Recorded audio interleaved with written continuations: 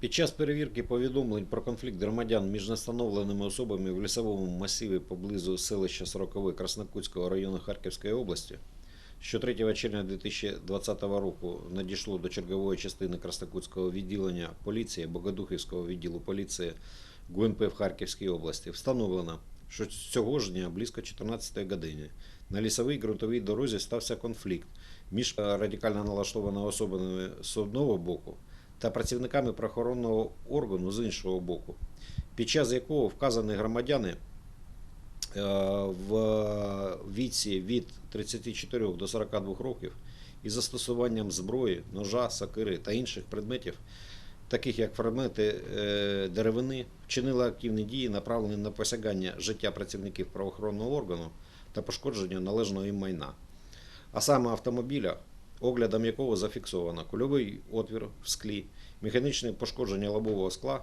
проколоті шини та інше.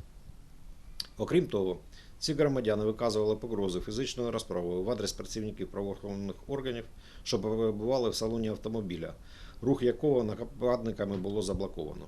Свої протиправні дії група осіб фіксувала відеозйомкою на власні мобільні телефони, записи яких ними були розміщені в мережі інтернет.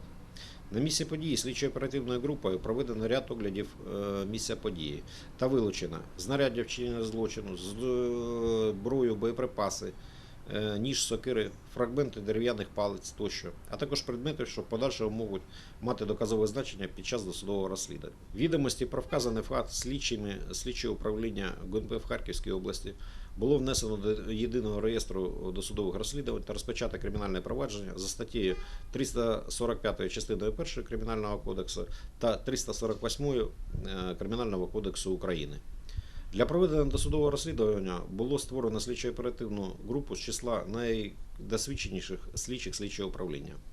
За підозрою у вчиненні вказаних правопорушень відносно працівників правоохоронного органу слідчими в порядку статті 208 КПК України було затримано 5 осіб. Наразі по кримінальному провадженню тривають слідчі дії. Найближчим часом затриманим особам буде обрано запобіжний захід.